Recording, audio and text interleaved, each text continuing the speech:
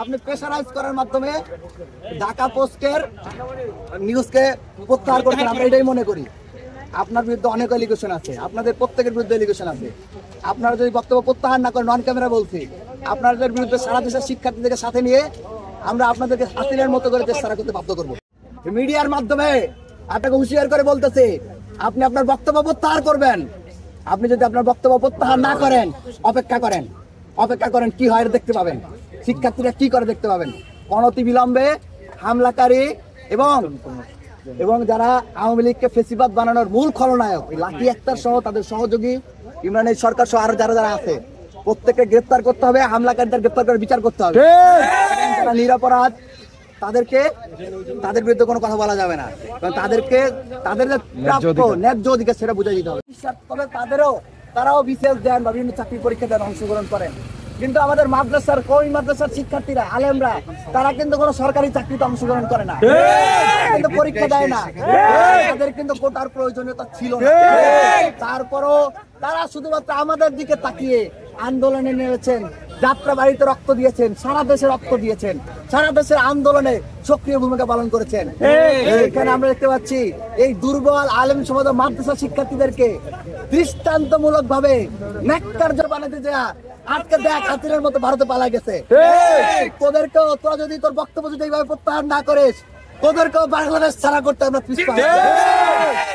যারা শাহবাগ কায়েম করে তাদেরকে গ্রেফতারের কোনো খবর নাই। যারা গুলি চালাইছে, যেসব আওয়ামী সন্ত্রাসীরা, আওয়ামী লীগকে এই মাহফুজ আলম বলছে সে পুনর্বাসন করবে, বক্তব্য আছে, ভিডিও আছে, তারা বলে আওয়ামী লীগকে তারা পুনর্বাসন করবে, প্রকাশ্যে ঘোষণা দিয়ে বলে। এমনকি তারা বলে কি যে তারা আওয়ামী লীগকে নিষিদ্ধ করে, যখন রিট করছে তখন তারা রিট আবার ফিরাই নিছে। যারা 2000-এর উপর বেশি মানুষকে গুলি করে মারছে, কত বড় ঘৃণিত হইতে পারলে তারা এই আওয়ামী লীগ নিষিদ্ধের রিট ফিরায় নেয়। এবং আজকে জুলাই অভ্যুত্থান হয়ে গেছে প্রায় 6 মাস হয়েছে, 7 মাস হয়েছে।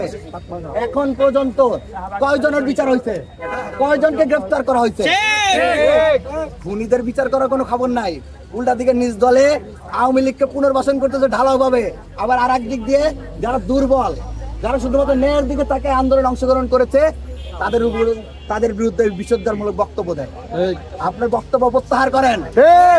যদি বক্তব্য প্রত্যাহার না করেন, সারা দেশের শিক্ষার্থীদের জন্য মাদ্রাসা শিক্ষার্থীরা আলেমরা যেমন নিঃস্বার্থভাবে নেমে এসেছিল, আমরা সারা দেশের শিক্ষার্থীরা মাদ্রাসা শিক্ষার্থী এবং আলেমদের সম্মান রক্ষাতে রাজপথে নেমে আসে। এবং দেখেন কত বড় নির্লজ্জ হইতে পারে এরা। কি করতেছে? একদিকে যারা জুলাই অভ্যুত্থানে সক্রিয় অংশগ্রহণ করছে, রক্ত দিচ্ছে, জীবন দিচ্ছে, শহীদ হয়েছে, তাদের বিরুদ্ধে যেমন কথা কইছে, তাদের বিরুদ্ধে যেমন বলছে তাদের অধিকার দিবে না, আবার আরেক দিকে কি করতেছে? শাহবাগীদেরকে পুনর্বাসন করতেছে, তাদের দিকে তারা সিম্পাথি দেখাচ্ছে, সহানুভূতিশীল দেখাচ্ছে। এবং আজকে যে হামলা হয়েছে, আজকে হামলাকে এটা প্রথম। 5 আগস্টের পরে এই শাহবাগপন্থীরা, এই লাল সন্ত্রাসীরা বারবার পুলিশের উপর হামলা করছে না? আপনারা দেখছেন যে যমুনাতে যাওয়া আন্দোলনকারীদের নিষিদ্ধ, তারপর বারবার তারা ব্যারিকেড ভাঙ্গা পুলিশকে হামলা করতে উদ্বুদ্ধ করছে, পরবর্তীতে পুলিশের সাথে সংঘর্ষ হয়েছে। প্রথমে হামলা কারা করছে?